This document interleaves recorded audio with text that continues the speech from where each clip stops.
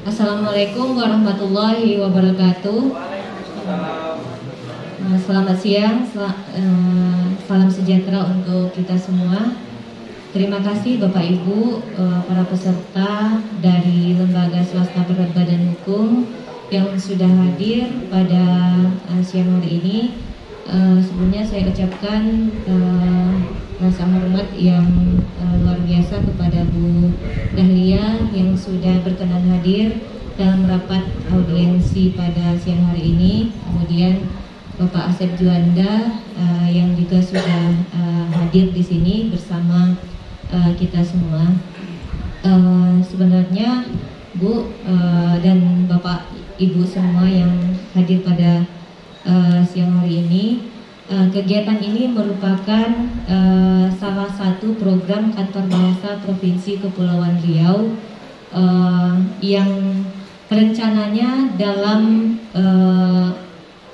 2022 sampai 2024 ya rencananya. Itu kegiatannya tidak hanya tahun ini saja Bu, jadi berkelanjutan. Namanya pembinaan pengutamaan bahasa negara di ruang publik dan dokumen pada lembaga swasta berbadan hukum di, kalau kita sebenarnya diharapkan sekepulauan Riau ya, namun karena kita masih terbatas anggaran, tenaga, sumber daya dan sebagainya Bu, jadi kita pilih dulu yang lembaga swastanya yang memang banyak begitu. Jadi kami fokus dulu ke Kabupaten Bintan, mungkin setelah 2025 dan seterusnya mungkin ke tempat lain begitu Bu. Jadi terima kasih juga kepada Dinas Kebudayaan dan Pariwisata yang sudah memberikan kami ruang untuk melakukan pembinaan bahasa ini Bu. Tadi sudah disebutkan oleh Pak Asep Juanda terkait dasar pelaksanaan program kita ini itu apa? Yang pertama tadi Sumpah Pemuda butir ketiga sudah sebutkan, undang-undang juga sudah dijelaskan, kemudian peraturan pemerintahnya juga sudah ada, peraturan presiden nomor 63-nya tadi sudah juga, kemudian surat edaran dari Menteri Pendidikan Kebudayaan juga nanti bisa Bapak Ibu unduh ya, Bapak Ibu unduh di internet. Nah, kemudian ini berkaitan dengan latar belakang mengapa program ini ada ya Bapak Ibu. Sebetulnya ini adalah program pemerintah pusat yang dibebankan ke Badan Pengembangan dan Pembinaan Bahasa yang pusatnya ada di Jakarta Bapak Ibu. Jadi kita adalah perpanjangan tangan dari instansi yang ada di Jakarta. Jadi di setiap provinsi itu ada namanya, ada balai bahasa, ada kantor bahasa. Kebetulan di Kepulauan Riau ini namanya kantor bahasa gitu. Iya. Kemudian untuk program ini sendiri itu melihat bagaimana kondisi kebahasaan yang ada saat ini. Tadi sudah disampaikan sedikit juga bahwa sebetulnya penggunaan bahasa itu adalah cermin dari sikap bahasa kita. Jadi apa yang tertampil atau apa yang muncul di permukaan itu sebetulnya adalah bagian dari sikap kita sebagai bangsa Indonesia. Bagaimana kenyataannya sekarang Bapak Ibu?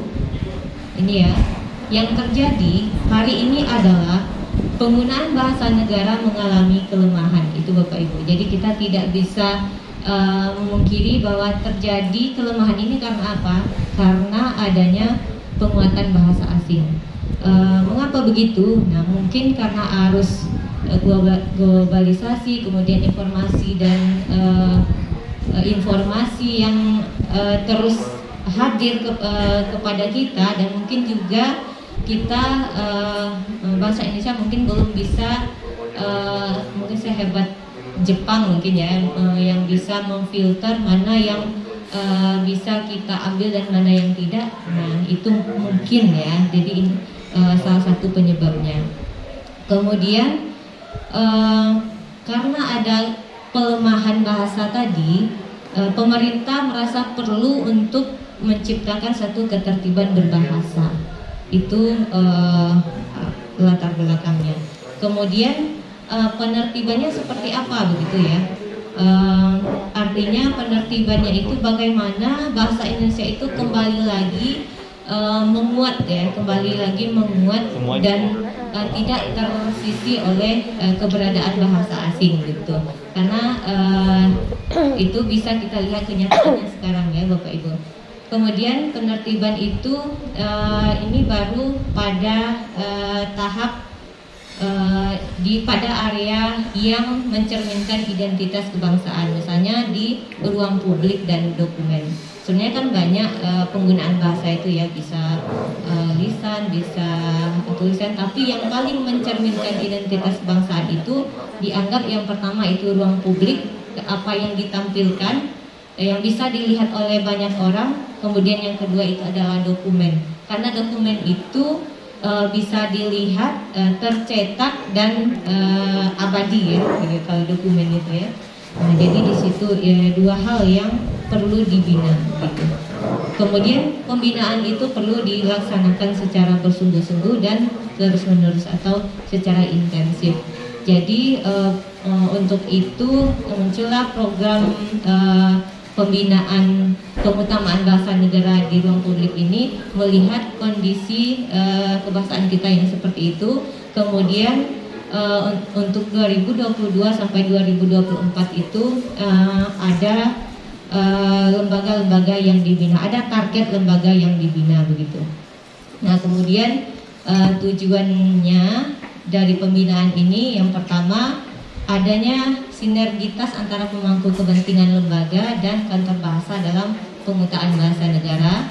Itu sudah diharapkan memang seperti itu. Kemudian yang kedua, tertibnya lembaga pengguna bahasa dalam berbahasa dan dalam pengutamaan bahasa negara.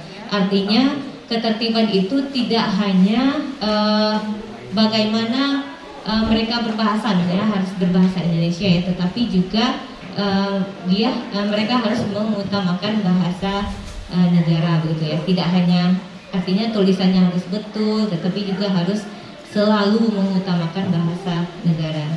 Kemudian yang ketiga, meningkatkan kualitas penggunaan bahasa negara pada lembaga yang menjadi objek pembinaan. Itu nanti akan dilihat dari objek-objek yang terdapat di lembaga swasta tersebut. Kemudian yang terakhir nih, mungkin ini adalah jangka panjangnya ya. Harapannya ada terbit regulasi yang mendukung pengutamaan bahasa negara begitu Bu. Mungkin ini kerjasama antar berbagai pihak yang ini tidak bisa kita lakukan sendiri juga. Ya tentu kalau semuanya sudah mendukung hal ini bisa kita lakukan begitu. Nah ini Bapak Ibu untuk sasaran pembinaan lembaga itu sebetulnya ada 3 macam ya. Kami juga melakukan pembinaan ke lembaga pemerintah, itu di sekretariat daerah dan pemerintah daerahnya. Kemudian di lembaga pendidikan kami membina sekolah-sekolah di bawah dinas pendidikan dan di bawah Kemenak. Kemudian yang ketiga ini lembaga swasta berbadan hukum, itu juga kami melakukan pembinaan dengan kerjasama tentunya dengan dinas terkait. Salah satunya di bawah contoh lembaga swastanya ada pengelola objek wisata, hotel, restoran atau tempat hiburan yang alhamdulillah pada siang hari ini Bapak Ibu perwakilan dari lembaga swasta itu memang sudah dengan kerelaan hati dan kesadaran Bapak Ibu mau hadir di sini. Kami sangat berbangga ya. Nah, ini Bapak Ibu untuk total pembinaan lembaga yang dilakukan oleh Kantor Bahasa Provinsi Kepulauan Riau, sebagaimana di provinsi lain juga itu ada 45 lembaga dari tahun 2022 sampai 2024. Itu targetnya. Jadi untuk lembaga swastanya kami ambil 10, misalnya 10 ya. Tetapi kalau mungkin tidak cukup datanya mungkin ya. Di sini kan kami undang 12 ya Bu. Nah nanti kami rencananya juga akan melakukan pengambilan data juga di sana. Kemudian akan kami lihat apakah dari lembaga swasta itu mana yang mungkin bisa dilanjutkan pembinaannya begitu, Mbak. Nah, ini kita masuk ke kriteria lembaga yang yang akan dibina penggunaan bahasanya. Yang pertama itu lembaga swasta berbadan hukum yang ada di Provinsi Kepulauan Riau, sudah pasti ya. Kemudian yang kedua, memiliki 50 data ruang publik. Misalnya nama lembaga, nama gedung, nama ruangan, nama sarana umum, nama jabatan, nama penunjuk arah, tulisan nama produk atau jasa, tulisan nama jabatan dan lain-lain. Nanti kami akan tunjukkan contoh-contohnya ya. Mungkin nanti bukan di lembaga swasta tapi di lembaga pendidikan atau di lembaga pemerintah yang sudah kami ambil datanya. Nah, ini 50 ini adalah yang ditetapkan oleh pemerintah pusat ya. Nah, ini nanti bisa disesuaikan Bapak Ibu, bisa kita sesuaikan. Misalnya hanya kurang 5 atau hanya kurang 3 misalnya, itu bisa kita maklumi karena kita sesuaikan dengan kondisi yang ada di daerah begitu. Kemudian yang paling hal lain lagi, memiliki beberapa contoh surat keluar gitu. Jadi lembaga itu pernah mengirimkan surat keluar, misalnya undangan, pernah membuat pemberitahuan atau edaran atau surat permohonan ya. Mungkin kalau itu lembaga swasta pasti kami rasa pernah ya membuat surat semacam ini. Kemudian bersedia dibina penggunaan bahasa di ruang publik dan dokumennya. Nah, ini mungkin perlu juga pandangan dari dinas pariwisata juga ya Bu. Mungkin perihal bersedia atau tidak bersedianya itu mungkin perlu arahan gitu Bu. Jadi kalau secara naluriah mungkin semuanya mungkin tidak bersedia ya. Kalau kami datang tiba-tiba kemudian menyalahkan ini salah kan tidak mungkin ya Bapak Ibu. Tapi kita bertahap ya, kita tidak langsung mengatakan ini salah harus diganti dalam 1 bulan ya, tidak seperti itu ya. Jadi kita ada tahapannya Bapak Ibu dalam melakukan pembinaan itu. Yang pertama yang hari ini kita lakukan, kita melakukan audiensi dulu. Kemudian yang kedua kami melakukan pengambilan data ke lembaga. Jadi ini bagian awal dari proses pembinaan. Jadi kami berkeliling dulu Bapak Ibu, kami lihat dulu ke lapangan data-datanya seperti apa, misalnya tulisan lembaganya, nama ruang pertemuannya, kemudian nama fasilitas umumnya seperti apa dan seterusnya. Nah, rencananya di bulan April Bapak Ibu kami laksanakan. Kemudian yang ketiga nanti akan ada sosialisasi bahan pembinaan dan hasil pengambilan data. Jadi data yang sudah kami ambil tadi kami olah dulu Bapak Ibu secara bahasa, nanti kami analisis apakah ada yang keliru atau ada yang sudah betul. Jadi kami olah dulu, kemudian kami akan datang lagi menyampaikan dan menyosialisasikan mungkin yang benarnya seperti ini atau rekomendasi dari kami seperti ini. Jadi nanti akan dilakukan pendampingan Bapak Ibu, yaitu dari bulan April sampai Oktober. Itu nanti mungkin bertahap ya, yang salah-salah tadi mungkin bisa diubah secara bertahap gitu. Jadi dari April sampai Oktober.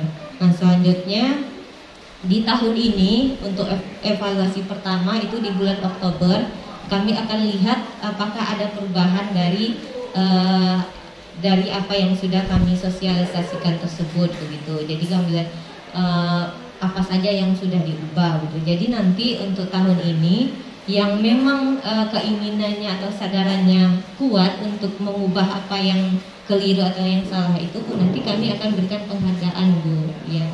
Iya, ada rewardnya gitu atau penghargaan karena sudah dengan kesadarannya mau mengutamakan bahasa negara. Karena sebetulnya itu memang kewajiban ya Bu, tapi kita tetap berikan apresiasi begitu kepada lembaga-lembaga tersebut. Nah, nanti untuk 2023 dan 2024-nya juga akan kami lakukan lagi hal berkelanjutan seperti itu nanti. Jadi secara intens ya Bapak Ibu kami melakukan pembinaannya. Jadi tidak serta-merta ini salah langsung diubah, tidak seperti itu Bu. Jadi karena prosesnya tentu panjang juga ya Bu. Jadi seperti itu.